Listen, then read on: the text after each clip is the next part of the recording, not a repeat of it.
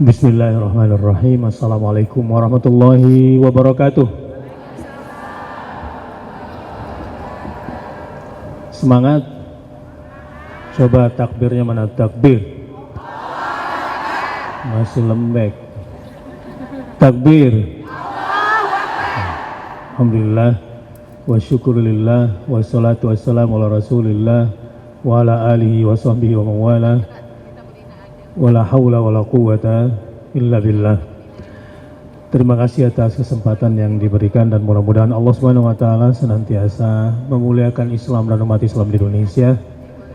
Dan pada hari ini saya juga bersyukur bisa hadir di tengah-tengah daurah para mujahidah yang saya nanti menyebutnya sahabat-sahabatku atau sahabat-sahabat seperjuanganku. Boleh? Boleh apa? Boleh dipanggil sebagai sahabat seperjuanganku sampai surga, mau? Oke. Insya Allah sahabat-sahabat seperjuanganku dan sahabat-sahabat surgaku semua.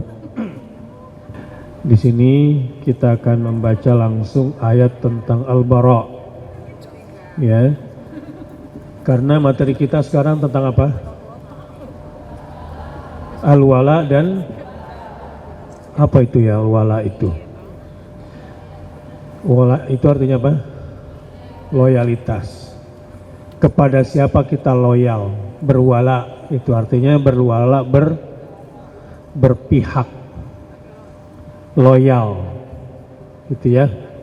Berpihak, loyal. Yang komponennya tentu nanti kita akan jelaskan. Yang kedua al-bara. Apa artinya al-bara? Berlepas diri, ya, berlepas diri, al-wala wal bara. Yang secara garis besar al-wala wal bara itu tergambar dalam kalimat la ilaha illallah. La ilah ini namanya bara. Tidak ada sesembahan yang berhak untuk disembah. Ini namanya bara, berlepas diri. Illallah namanya apa? Al-wala, berloyal, berpihak, hanya menyembah kepada Allah. Ini saja dulu. Apa kabar Ustadz? Baik-baik, alhamdulillah baik-baik saja. Dengar-dengar Ustadz di kriminalisasi. Kok baik-baik saja? Ya. Karena kalau cara berpikir kita berwala wal bara, sikap mental kita juga berwala dan bara, tindakan-tindakan kita juga al-wala wal bara, insya Allah baik-baik saja. Kenapa? Kenapa baik-baik saja? Ya karena pikiran, sikap mental, dan tindakan tetap pada wala dan bara. Kok bisa? Ya bisa lah. Loh, bukannya di berita Ustadz itu diberitakan bla bla bla bla. Peristiwa itu tak harus sesuai dengan berita. Dan yang diberitakan tak mesti sesuai dengan peristiwanya. Jadi orang kalau berwala hanya kepada Allah, dia hanya mau menerima informasi dari Allah. Loh, faktanya kan gitu. Faktanya Ustadz disidik gitu. Itu faktanya. Percayalah, yang namanya fakta tak harus selalu sesuai. Tak harus selalu sesuai dengan yang kita lihat dan yang kita dengar. Fakta itu tak harus selalu sesuai dengan yang kita lihat dan kita dengar. Karena biasanya kita tuh terlalu yakin pada sebuah kebenaran kalau kita sudah lihat sendiri dengan mata kepala kita gitu kan, gue lihat sendiri. Pakai apa? Pakai mata kepala gue sendiri. Terus? Artinya kalau orang sudah ngomong gitu benar nggak? Benar kan? Kan gue dengar sendiri. Percayalah, dalam banyak hal fakta itu tidak harus selalu sesuai dengan yang kita lihat dan yang kita dengar. Terus bagaimana cara berpikir wala wal bara yang beyond ini, melampaui batas-batas logika empiris manusia? Langsung saja pada jawaban, kenapa baik-baik saja? Qul, katakanlah, kata Allah, la yusibana, tidak akan, never, lan bukan la, tidak akan yusibana, ada musibah yang bisa menimpa kami, illa, kecuali ma kataballahu lana, apa yang sudah Allah tetapkan atas diri saya, atas diri kami. Itu enak kalau cara berpikir wala wal bara itu, bahwa yang bakal menimpa kami bukanlah yang mereka rencanakan, gitu. Yang bakal menimpa kami adalah apa yang sudah ditetapkan oleh Allah Azza wa Jalla. Enak, gak usah sedih. Baik-baik saja. Ibu-ibu sekalian, kalau ingin menjadi mujahidah, ya, harus punya cara berpikir seperti ini. Kalau tidak nanti stres,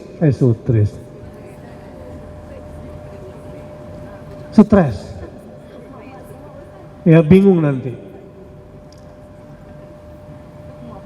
Ahlan wa sahlan Ustaz Alfian. Ya.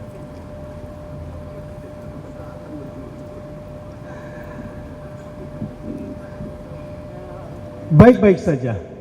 Nah, akan lebih hebat lagi, ya. Kan kita udah bilang bahwa yang namanya fakta itu bukanlah apa yang mereka rencanakan. Fakta itu adalah apa yang Allah takdirkan, itulah fakta. Suka atau tidak suka.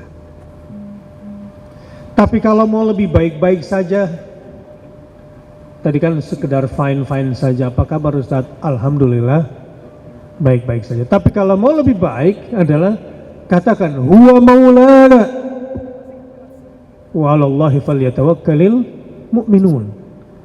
Allah lah pelindungku, walaknya kepada Allah Subhanahu wa taala. Huwa maulana. Huwa maulana. Allah lah pelindungku, penolongku. Dan hanya kepada Allah saja orang-orang beriman itu berserah diri. Nah, hari ini isunya agak berbalik. Jadi setelah saya dituduh sebagai teroris yang mengirim dana kemana? Ke Syria. Norak banget, dikit-dikit kalau ke Syria pasti teroris gitu. Ya nggak gitu lagi. GNPF ngirim dana ke Turki 1 miliar. Weleh-weleh. GNPF belum lahir, uang itu udah terkirim. Kok bisa pakai uang GNPF?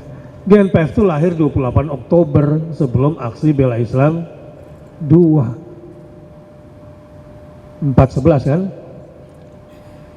Sementara dana udah terkirim bulan Juni. Itu pun besarnya cuma $4.600. Ya 64 juta lah kalau dirupiahkan. Dikirim ke IHH, dituduh teroris. Nah loh, yang namanya IHH sebuah lembaga kemanusiaan, Israel aja dilawan.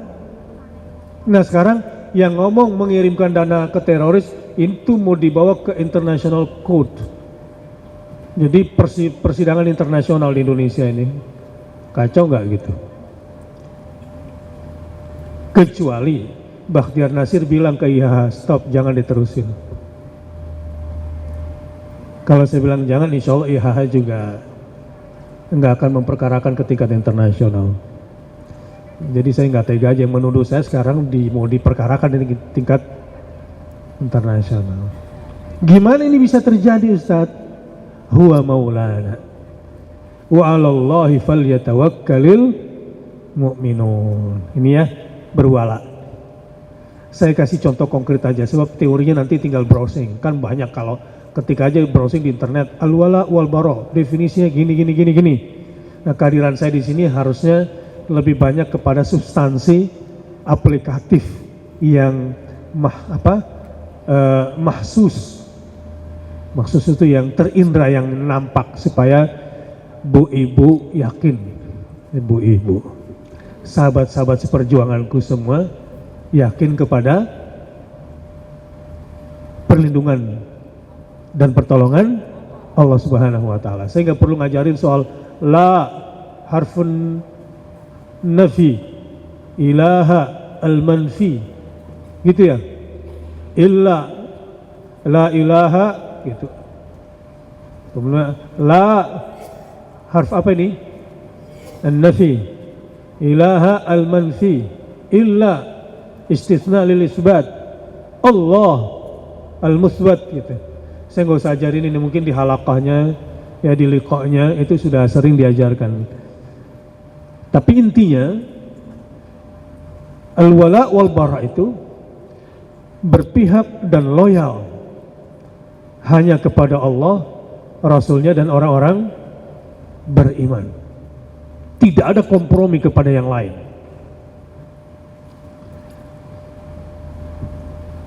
Jadi ceritanya, kalau kita senantiasa berpihak kepada Allah, Rasulnya, dan orang-orang beriman, hidup kita ini akan mulia. Sahabat-sahabat seperjuanganku. Jadi kalau saya bilang sahabat-sahabat seperjuanganku, langsung takbir ya. Tes, sahabat-sahabat seperjuanganku. Coba lihat ya, ini karpet yang saya injak nih di atas panggung ini. Anda ini adalah karpet tebal, handmade, buatan mana yang Ibu suka, Belgia atau Turki? Turki. Ya, ini sebuah karpet yang mahal. Sementara di sana ada karpet masjid buatan Bekasi. Mulia mana? Karpet yang tebal handmade buatan Turki atau karpet sejadah buatan Bekasi? Kenapa?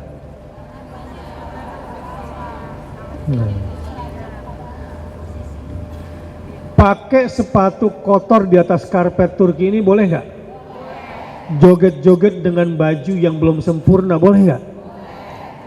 Kalau ada yang naik di atas karpet sejadahnya orang Bekasi, ngamuk nggak orang Bekasi? Kenapa? Lihat, segala sesuatu jika dilekatkan kepada Allah itu menjadi mulia, izzah. Walillahil izzatu wali rasulihi walil mu'minin walakinnal munafiqina la ya'lamun. Milik Allah lah semua kehormatan itu, dan miliknya Rasulnya, dan milik Rasulnya juga milik orang-orang yang beriman. Segala sesuatu, begitu juga para sahabat-sahabat seperjuanganku ini. Cantik-cantik ya, bajunya mahal-mahal, kosmetiknya bagus-bagus, tapi cuma kondangan. Bernilai nggak? Tergantung kondangan mana dulu kan gitu. Tapi secara umum, memang mulai dari badan kita sampai kepada pakaian kita ini menjadi terhormat, mulia, mendapatkan izzah atau tidak, kita lekatkan kemana? Kalau kita lekatkan kepada Allah, kepada Rasulullah, dan kepada orang-orang beriman, itu menjadi mulia. Nah, artinya sebetulnya mempelajari sampai kemudian menghayati dan mengamalkan al-wala wal bara, la ilaha illallah, ini membuat kita akan menjadi mulia, memiliki izzah. Contoh, Saya mau tanya kepada sahabat-sahabat semua di sini ya. Di dalam surah Al-Kahfi 3 kali anjing disebut. Betul nggak? 3 kali nama anjing disebut. Apa urusannya anjing disebut 3 kali barang haram ini di surah Al-Kahfi yang mulia ini? Ini anjingnya siapa? Ya, anjingnya Ashabul Kahfi. Saya ingin simpulkan saja tadabbur Qur'annya. Bahkan anjing yang hina pun kalau gaulnya sama orang beriman, anjing yang hina pun jika dimanfaatkan oleh orang-orang yang beriman, mulia nggak dia? Mulia. Nah, bersyukurlah pada hari ini jika mujahidah-mujahidah di sini sudah siap menyerahkan diri sepenuhnya untuk Allah, Rasulnya, dan hanya memenangkan orang-orang yang beriman. Saya mau kasih contoh kasus Ummu Sulaim, ya, cerita. Nama aslinya Rumaisah. Rumaisah ini. Ummu Sulaim ini punya anak yang saya kenal 2, diantaranya Anas bin Malik. Ini perawi hadis. Maula Rasulullah Shallallahu Alaihi Wasallam. 9 tahun tinggal bersama Rasulullah. Alkisah, sebelum dia berislam, ya, sebelum berwala kepada Rasulullah Sallallahu Alaihi Wasallam, sebelum berwala kepada Islam, hanya turut suami statusnya, itu kan KTP orang dulu. Pekerjaan turut suami. Tapi jangan salah paham nih dengan materi, nanti berlepas diri dari suami lagi. KTP-nya orang dulu kan kayak gitu. Saya masih lihat tuh KTP mak gue itu. Status turut, ini apa-apaan turut suami kayak gini. Orang dulu lah ya. Ummu Sulaim ketika statusnya turut suami, ketika cinta hanya kepada apa, kul in kana aba'ukum wa abna'ukum dan seterusnya, sama harta, cinta dan keberpihakan itu, hidupnya menjadi hina. Betapa cintanya Ummu Sulaim itu kepada suaminya dan cintanya kepada anak-anaknya, dia abdikan betul. Sampai hidupnya kemudian terasa hampa. Kok gini doang hidup ini ya? Turut suami, menjadi budak pula bagi anak. Kan gitu. Manusia itu cenderung menjadi budak bagi sesuatu yang dicintainya. Sampai kemudian dia mendapatkan hidayah Islam dan ingin bergabung bersama Rasulullah Sallallahu Alaihi Wasallam. Singkat cerita, dia nyatakanlah keislamannya kepada Rasulullah SAW, lalu diajaklah suaminya untuk berislam. Alhamdulillah dicerain sama lakinya. Sedih nggak? Sedih nggak, Bu?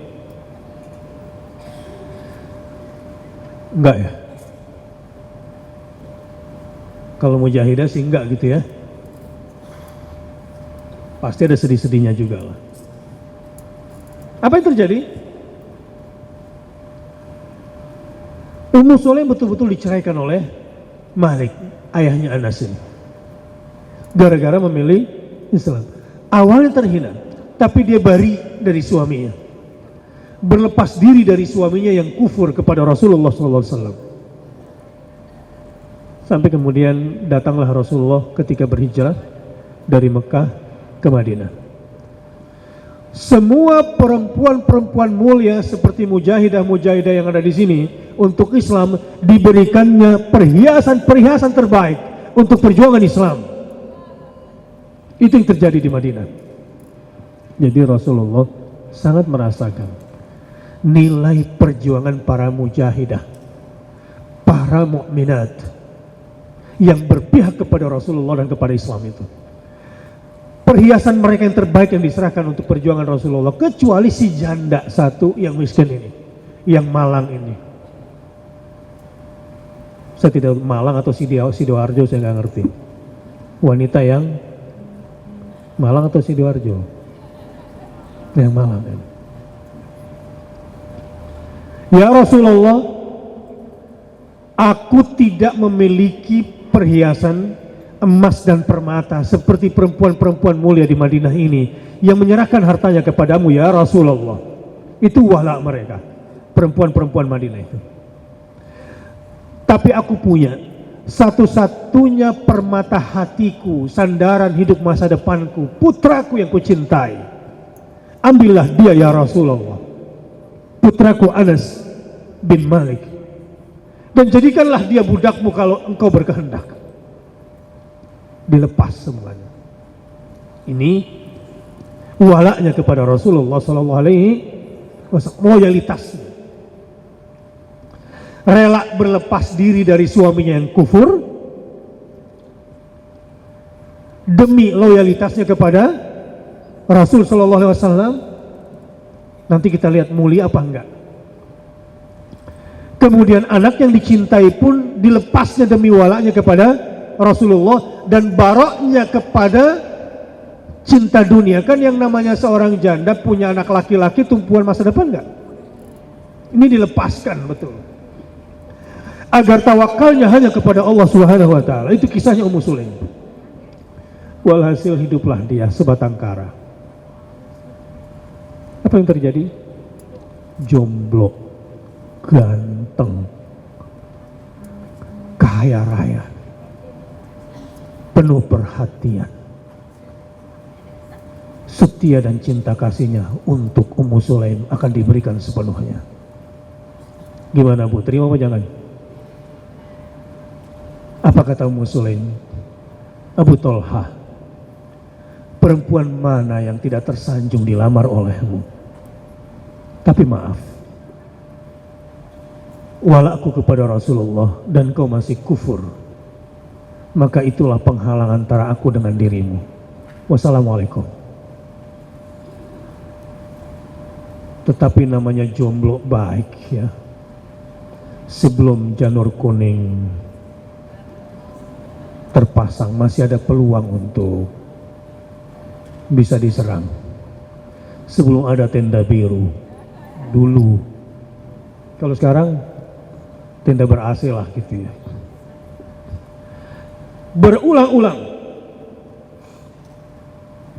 Berulang-ulang Abu Tolha kemudian melamar Ummu Sulaim ini. Apa kata Ummu Sulaim? Lihat, perempuan mujahidah ini, Abu Tolha, terakhir kali ingin kukatakan kepadamu, karena kau berulang-ulang hendak melamarku. Jadi buat yang janda di sini nggak usah terlalu kecewa. Materi hari ini akan meninggikan statusmu. Dan moga-moga Abu Tolhamu segera datang kepadamu. Aminnya masih pelan, jadi kurang, berarti nggak mau, ini nggak niat dia. Kalau aminnya kenceng baru dikabulkan ini. Semoga Abu Tolhamu segera datang. Ini buat yang jomblo dan sudah jomblo lagi. Abu Tolha, ini terakhir ku katakan kepadamu. Lihat nih perempuan yang sudah punya wala wal bara itu. Setelah diserahkan semua perhiasan yang terbaiknya, terutama permata hatinya kepada baginda Rasulullah, bahkan Abu Tolha yang ganteng, dermawan, penuh perhatian, setia dan penuh cinta, tidak seperti saya gitu. Berulang-ulang apa kata dia? Setelah ini aku tidak akan pernah meminta apapun dari kamu kecuali satu, berislamlah, bersyahadatlah kepada Rasulullah SAW, dan setelah itu ambillah diriku dan aku tidak akan pernah meminta apa-apa lagi darimu. Dahsyat ini sebetulnya dalam teori supply and demand. Ketika permintaan besar dan banyak, supply terbatas, harusnya syaratnya tinggi itu. Kalau ibu-ibu yang jadi Ummu Sulaim kira-kira minta apa? Bikin syarat apa kira-kira? Satu, jangan duakan aku.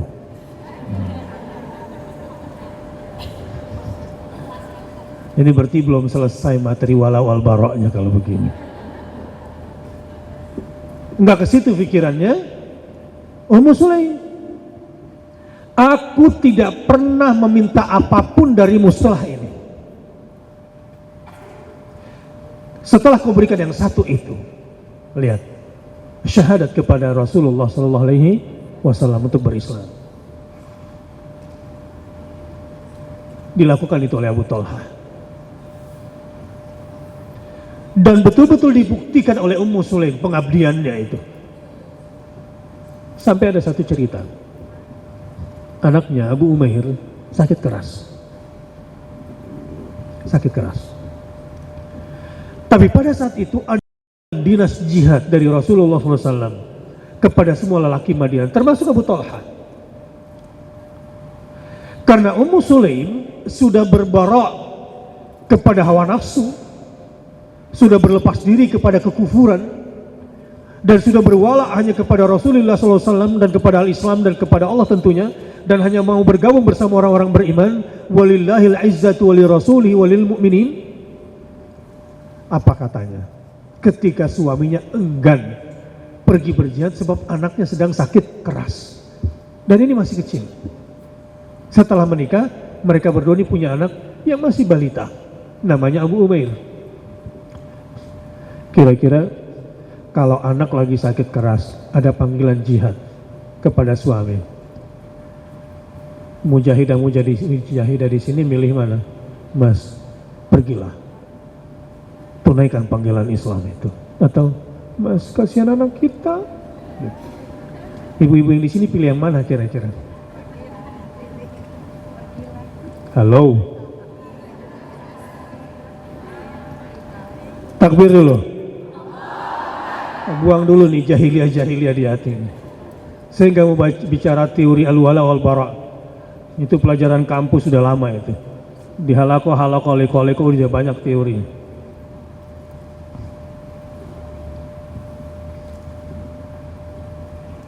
Awalnya istri saya sempat deg-degan juga. Saya di BAP, tapi nanti saya ceritain. Sampai akhirnya dia bilang, Mbak, pokoknya setelah ini kamu tuh udahlah, pokoknya karena Allah aja, pokoknya untuk Islam saja. Allahu Akbar, hati saya senang. Walaupun ya awalnya kayak ibu-ibu juga agak-agak. Bayangkan kalau jadi istri saya hari ini deg-degan juga, lagi dijerat kiri kanan, ya. Tapi Allah masih lindungi. Habib Rizik sudah tersangka, Munarman sudah tersangka, bentar lagi Alfian Tanjung. Enggak lah, Bakhtiar Nasir dulu karena lagi diusut.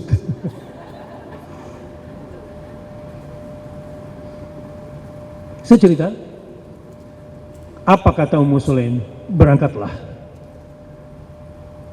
bersegeralah, jangan tunda sedikit pun panggilan Rasulullah SAW itu.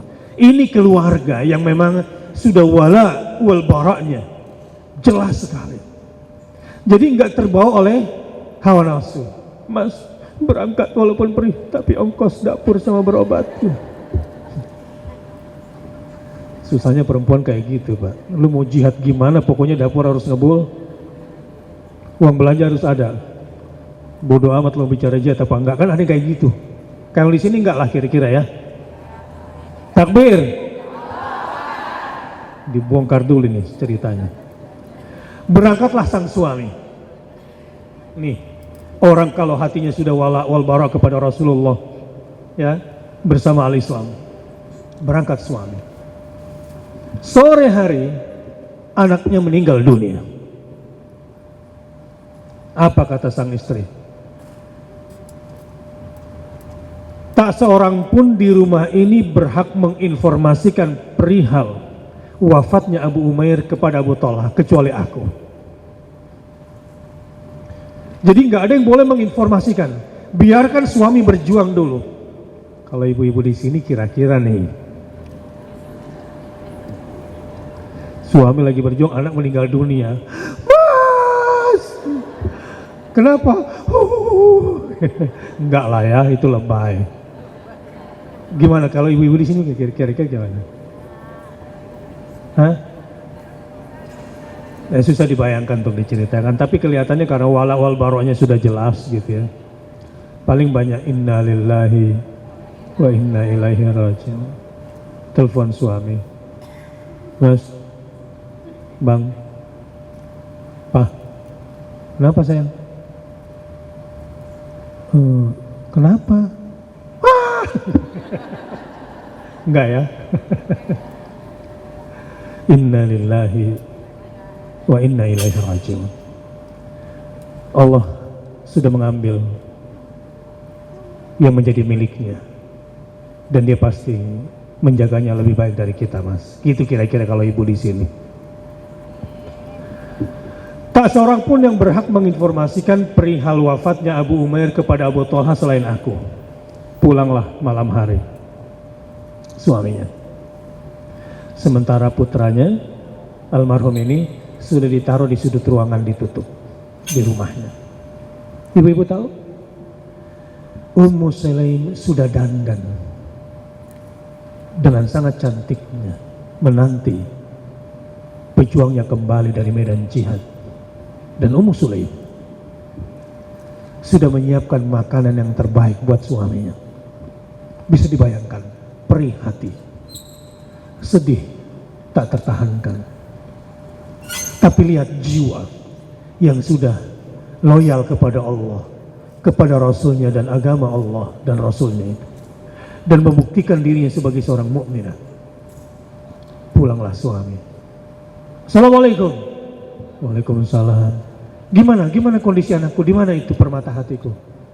Mas, sabarlah. Biarkan anakmu istirahat dalam tenangnya.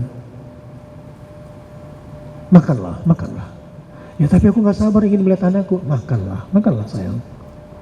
Makan. Gimana seharian ini dia gimana kondisinya? Insya Allah dia istirahat dalam tenangnya. Alhamdulillah. Kayak ibu-ibu di sinilah kira-kira gitu ya. Tapi sambil tahan air mata gitu. Tapi ini jiwa yang memang sudah terwarnai dengan wala dan bara. Tahu selesai makan? Mana anakku? Istirahatlah sebentar, biarkan dia istirahat dalam tenangnya.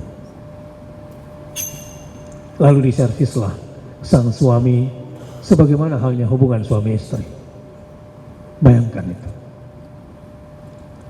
Perempuan yang tidak ingin menyakiti orang yang sudah memberikan hidupnya untuk agamanya. Kalau ibu-ibu bisa nggak kira-kira? Hah? Ya lagi meninggal begini kok sempet-sempetnya gitu barangkali ya. Beda memang. Orang yang sudah beyond, saya katakan tadi itu, diservislah suaminya. Setelah semua selesai, coba lihat bahasanya. Abu Thalha, ada satu kaum dititipkan satu barang. Setelah lama barang itu, mereka pun mencintai barang titipan itu. Lalu pemiliknya datang dan meminta. Dan orang yang dititipkan ini tiba-tiba menolak. Apa pendapatmu? Ya, itu tidak patut. Itu bukan hak dia. Harusnya dia memberikan kepada si pemiliknya. Oh begitu. Ya. Itu juga saya lihat ada di kampung kita. Seseorang diamanahi sesuatu yang dia cintai. Jadi ada seseorang menitipkan sesuatu kepada dia. Nah yang dititipi ini sangat mencintai titipan itu. Berselang waktu yang cukup panjang, dia pun merasa memilikinya. Sekarang pemiliknya datang meminta, dia pun menolak. Apa pendapat kamu? Dia mulai bercuriga nih. Kok dua pertanyaan kayak gini semua? Apa maksudmu, Ummu Sulaim? Jadi suaminya pun diformat dulu jiwanya. Dikasih jembatan berpikir agar suami ini tidak kaget sehingga tidak loyal kepada Allah. Kadang orang kalau kena musibah kan suka kufur, iya. Kadal faqr ayyakuna kufran, begitu. Suka kufur orang kalau sudah lupa itu. apalagi kena musibah. Katakan, apakah pemilik Abu Umair sudah mengambilnya? Dia jawab, iya.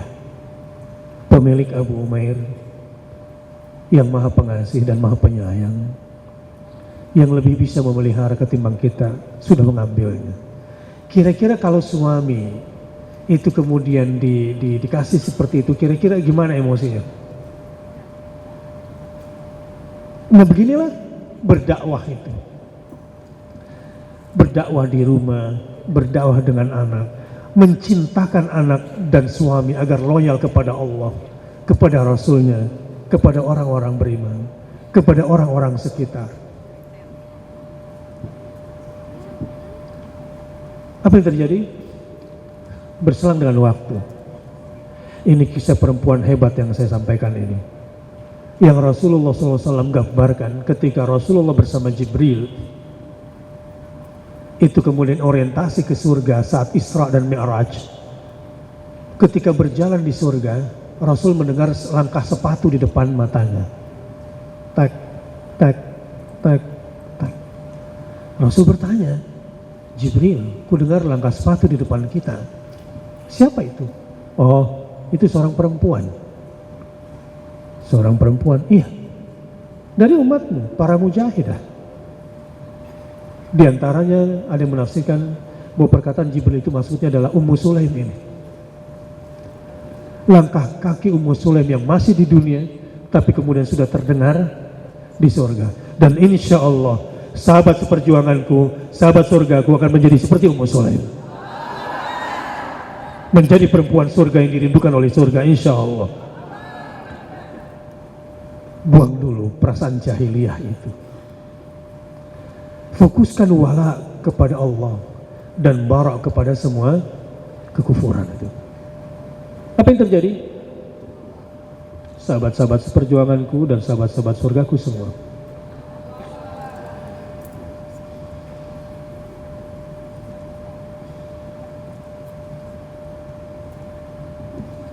begini, setelah berselang waktu, ternyata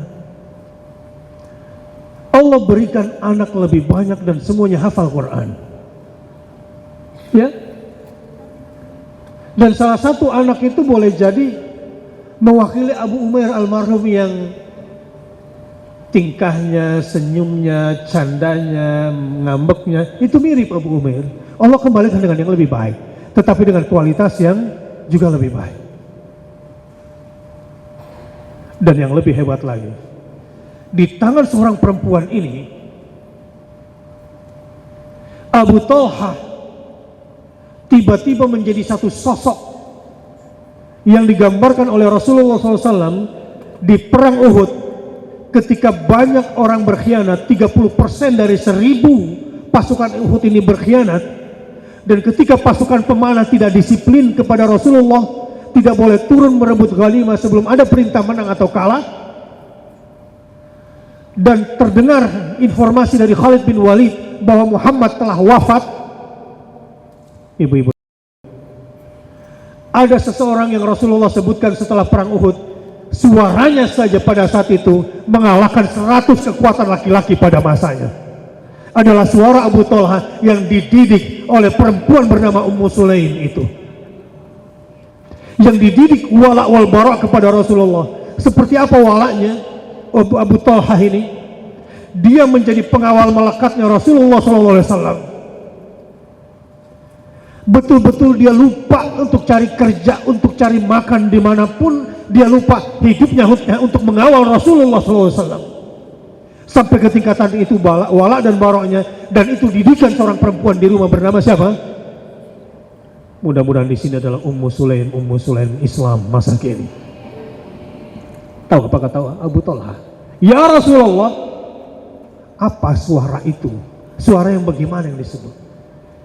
Tak kubiarkan satu pedang pun menyayat tubuhmu. Ya Rasulullah, tak akan kubiarkan satu panah pun menancap di tubuhmu. Dan itu dia buktikan. 17 panah menancap di pundaknya Abu Talha. 15 tusukan pedang menusuk dada Abu Talha demi Rasulullah SAW. Dan itu adalah binaan, bentukan seorang perempuan di rumah bernama Ummu Sulaim yang langkah kakinya sudah didengar di surga ketika Rasulullah Mi'raj, padahal perempuan itu masih di dunia ini. Saya kira materinya sudah cukup, dan ibu-ibu di sini terlalu cerdas untuk menjelaskan apa itu wala berpihak dengan cerita tadi, dan apa itu bara berlepas diri dari cerita tadi, dan ini tentu bersumber dari sumber yang sahih.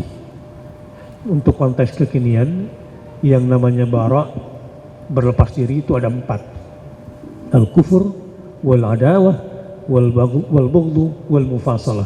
Itu nanti bisa dibaca di surah Al-Mumtahanah yang kita baca di awal tadi. Ya, untuk konteks kekiniannya, kalau berlepas diri itu ada 4 komponen. Yang satu, mengingkari kekufuran itu, taghut itu, kemaksiatan itu diingkari semuanya, ditolak. Yang kedua, al-adawah, memusuhi. Yang ketiga, al-bughdu, membenci. Ibu-ibu sekalian, sahabat seperjuanganku semua, Anda, sahabat-sahabatku semua, sukses belajar materi ini hari ini di sini, keluar dari sini nanti kalau sudah begini perasaannya. Mencintai semua yang dicintai Allah dan Rasulnya, walau kadang hati ini membencinya. Jadi dia berani berkorban untuk itu.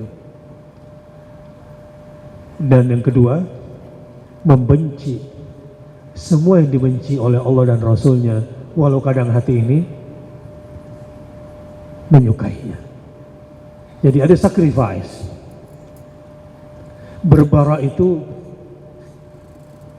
artinya berlepas diri. Dan yang keempat, memutuskan hubungan, mengisolir diri dari mereka, al-mufasalah. Bada bainana wa bainakumul adawatu wal baghdha abadan hatta tu'minu billah. Itu kafarna bikum wa bada bainana wa bainakumul adawatu wal baghdha wa abadan hatta tu'minu billahi wahdah.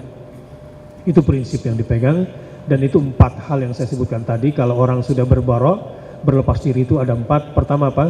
Al-kufur, mengingkari. Yang kedua al-adawah, memusuhi.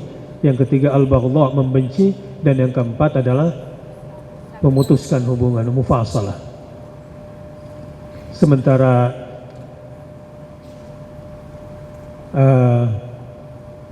al-wala itu ada 4 juga. Ciri-ciri orang yang sudah loyal itu, pertama at-ta'ah, mematuhi. Yang kedua al-mahabbah, mencintai. Yang ketiga an-nusrah, menolong. Dan yang keempat al-qurbu, dekat. Inilah wala wal bara. Dan jika mau disimpulkan, cukup membaca asyhadu an la ilaha illallah. Ini wala wal bara sudah komplit. Caranya gimana implementasinya? Wa asyhadu anna muhammadar rasulullah. Implementasinya ya ittiba kepada Rasulullah sallallahu alaihi wasallam. Mulainya dengan syahadat kepada baginda Rasulullah sallallahu alaihi wasallam. Inilah yang bisa sampaikan, dan insya Allah kebangkitan Islam dengan bangkitnya ibu-ibu mujahidah di sini tidak bisa dibendung lagi. Dan insya Allah dari Anda semua, dari sahabat-sahabat semua, akan lahir keturunan-keturunan yang saleh dan saleh. Generasi-generasi yang hebat dan kuat. Generasi-generasi yang menegakkan asyhadu an la ilaha illallah wa asyhadu anna muhammadar rasulullah. Ini saja yang bisa saya sampaikan. Nanti pertanyaannya silakan diajukan, dan yang jawab nanti adalah panel yang di depan ini. Saya harus pamit dulu. Ya, mohon maaf atas sebuah kekurangan. Wassalamualaikum warahmatullahi wabarakatuh.